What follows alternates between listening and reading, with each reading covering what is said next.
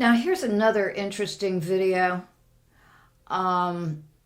It's the Nuremberg trials, and it's the news release for the Nuremberg trials. And so, take a look at this.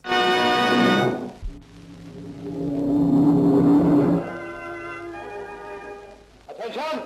Tribunal! Judges from Britain, America, Russia, and France assemble in Nuremberg's courthouse. Empowered to impose sentence of death, or such punishment as it may consider just, the tribunal sits in judgment upon 20 leaders of the Nazi Party. After a first day spent in reading the 30,000-word indictment, the unemotional tones of Lord Justice Lawrence, President of the Court, open the second day's proceedings.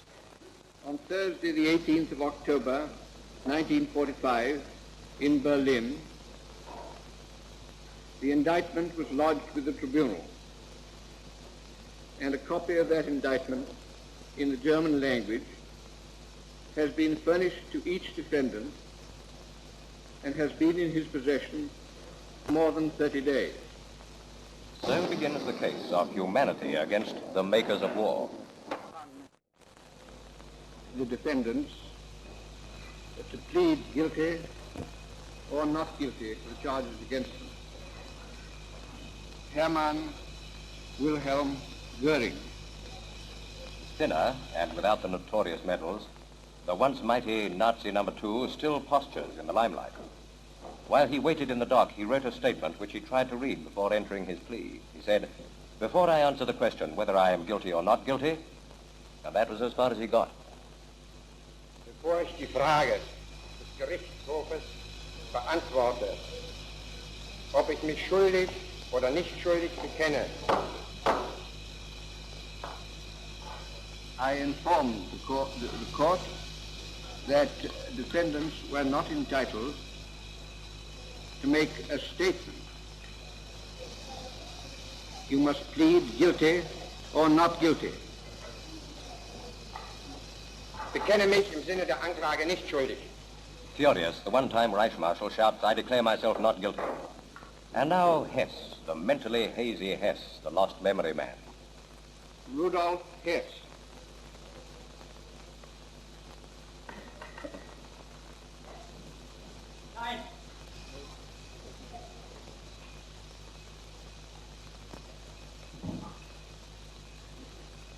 That will be entered as a plea of not guilty. Ribbentrop, pale, nervous, picks up the refrain of not guilty. Ich bekenne mich im Sinne der Anklage für nicht schuldig. Object lessons in psychology. The character of each comes out in the manner of his not guilty plea. Wilhelm Keitel. Ich bekenne mich nicht schuldig. Wilhelm Frick. Ex-Minister of the Interior. Nicht schuldig. Julius Streicher. Pronounced sane by medical experts, Jew-baiter number 1 stands trial with arrest. Nicht schuldig.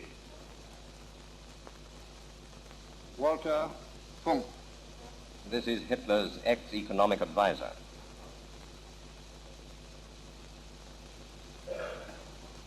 Ich bekenne mich nicht als schuldig. Hjalmar Schacht.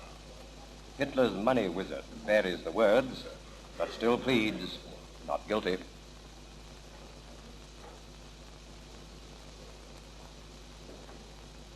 Ich bin in keiner Weise schuldig. Erich Raeder. Ex-U-boat chief. Ich bekenne mich nicht schuldig. The Nazi youth leader. Baldur von Schirach. Ich bekenne mich im Sinne der Anklage als nicht schuldig. Arthur Seyss-Inquart. Ex-Gauleiter of Holland. Ich bekenne mich nicht schuldig. Albert Speer. Now the backroom Nazi and armaments chief. Nicht schuldig. There have always been ambitious and ruthless men ready to gamble with the lives of their fellows. Now, for the first time, international gangsters stand trial as common criminals. Goering, still trying to read his statement and still getting nowhere. You are not entitled to address the tribunal except through your counsel at the present time. Opening the Allied case against the defendants, Chief American Prosecutor Justice Jackson. Of opening the first trial in history for crimes against the peace of the world imposes a grave responsibility.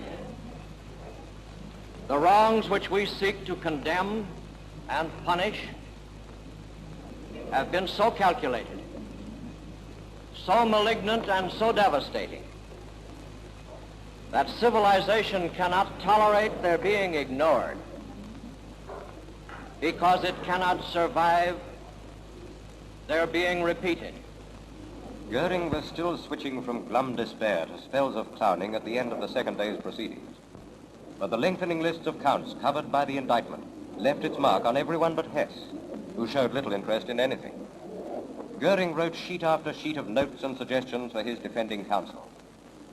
Ex-War Chief Keitel and Ribbentrop spoke only rarely. Hess came to life once.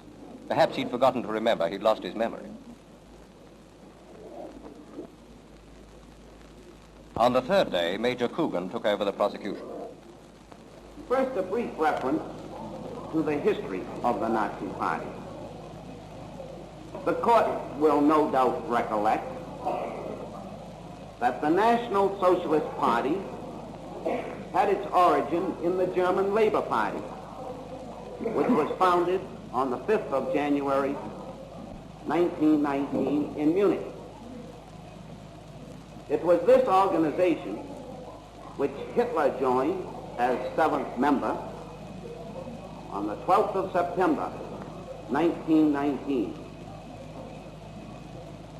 At a meeting of the German Labor Party held on the 24th of February, 1920, Hitler announced to the world the 25 theses that subsequently became known as the unalterable program of the National Socialist German Workers' Party.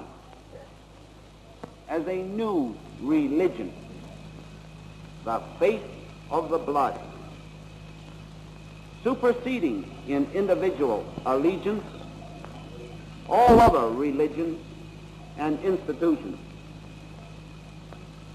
The defendant Rosenberg and the defendant Streicher were particularly prominent in disseminating this doctrine. Much of the evidence to be offered in this case will illustrate the Nazi conspirators' continued espousal and exploitation of this master race doctrine.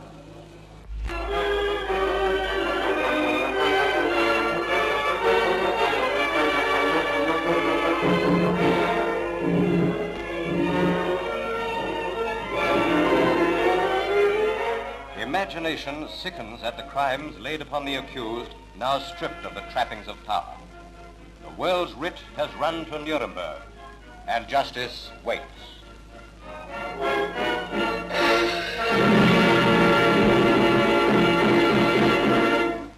So, of course, Donald Marshall and a lot of other people are saying that these are organic robotoids, and that, as we know through Operation Paperclip, many of these people ended up going underground.